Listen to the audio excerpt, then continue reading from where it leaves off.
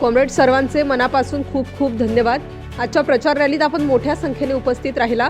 दादांचे बोल मार्गदर्शन हे आपल्या सर्वांसाठी नेहमी प्रेरणादायी दिशादर्शक असते। प्रभाग क्रमांक 28 मध्ये रॅली निघाली। आजच्या रॅलीचे नियोजन करणारे comrade Tukaram Sonje, comrade Devidas Adole, comrade Satish Khairnar, comrade Deepak Kaur, comrade Vinod Patil, Dilip Chitte, comrade Praful Chopde, comrade Rajput, सर्व सहकारी सर्वांचे खूप खूप धन्यवाद। डॉक्टर DL कराड यांचे मार्गदर्शन लाभले। क्षेत्रामधल्या लोकांना पिण्याचं पाणी मिळत नाहीये। महिला डोक्यावर हंडा घेऊन शहरामध्ये मोर्चे काढतात, हे आपण नाशिककरांची परिस्थिती पाहिली। दुसऱ्या बाजूला आपण जर नाशिकमधले रस्ते, लाईट, पाणी ह्या सगळ्या गोष्टी जर पाहिल्या तर रस्त्यांची काय दुर्दशा आहे तुम्ही पाहताय। तुम्ही कधी हिशोब नाही करत आहे, परंतु मी काल एक एक्झरसाइज केली की 1982 पासून आतापर्यंत महापालिकेच्या माध्यमातून नाशिकवर किती खर्च झाले हा हिशोब काढला प्रत्येक वर्षाच्या बजेटचा।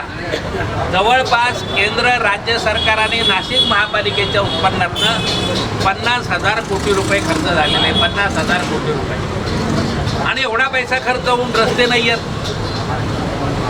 रस्त्यामध्ये खड्डे पडलेले आहेत, माणसांचे अपघात होतात, माणसं मरतात। देवळालीमध्ये एक महिला, शिक्षक महिला, या खड्ड्यामध्ये गाडी पडल्यानंतर तिच्या डोक्याला मार लागले आणि तिचा मृत्यू झाला। फ्रॅक्चर कित्येक लोकांचे झाले, परंतु हजारो कोटी रुपये खर्च केल्यानंतर सुद्धा साधे चांगले रस्ते हे नाशिक महापालिका देऊ शकलेली नाही, सरकार देऊ शकलेलं नाही। नाशिक महापालिकेमध्ये मुख्य काम आहे शिक्षण आणि आरोग्याच्या सुविधा करणं। तुम्ही पाहताय शिक्षणाच्या बाबतीमध्ये काय, सगळ्यांची मुलं खाजगी शाळेमध्ये जातात आहे। का जातात? महापालिकेच्या इमारती नीट नाही आहेत, महापालिकेच्या शाळेमध्ये शिक्षक नाही आहेत, विषयाचे शिक्षक तिथं नेमलेले नाही आहेत, तिथे साधी टॉयलेटची सोय नाही आहे। जाधव संकुलमधल्या शाळेमध्ये 100 मुलं मुली वर्गाच्या बाहेर बसत होते, 100 मुलं मुली। परंतु एवढे हजारो कोटी रुपये असताना सुद्धा मुलांना खोली देऊ शकले नाही, ही आपण परिस्थिती पाहिली। शेवटी आपल्याला हस्तक्षेप करावा लागला।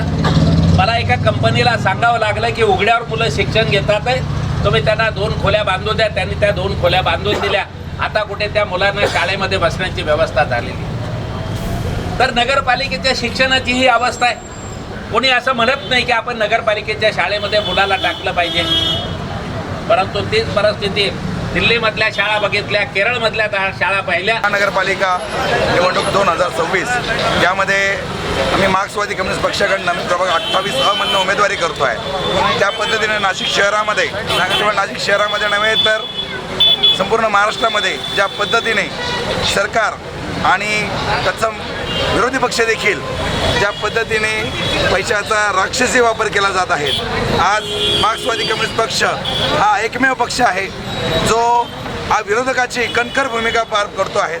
सध्या आपण बघतोय ज्या पद्धतीने उमेदवारांची आयात निर्यात होत असते, त्या पद्धतीने नेत्यांचं जी पक्षांबद्दलची निष्ठा असेल याबाबत आपण सर्वांनी गेल्या अनेक दिवसापासून आपण पाहतो आहे। परंतु आमचा मार्क्सवादी कम्युनिस्ट पक्ष आहे जो या लढ्यासाठी आणि संपूर्ण ताकदीनिशी उतरलेला आहे की हे जी सार्वत्रिक निवडणूक आहेत, दिलेले सर्व उमेदवार या ठिकाणी निवडून आले पाहिजेत। यासाठी आज आम्ही प्रभाग 28 मध्ये जी प्रचार रॅली आयोजित केली होती, त्याला उत्स्फूर्त प्रतिसाद कामगार, महिला या सर्वांकडून आम्हाला मिळाला। त्याबद्दल या नाशिकच्या जनतेचे आम्ही खूप खूप धन्यवाद मानतो। धन्यवाद। स्टार न्यूजसाठी राजेश गोसावी, नाशिक।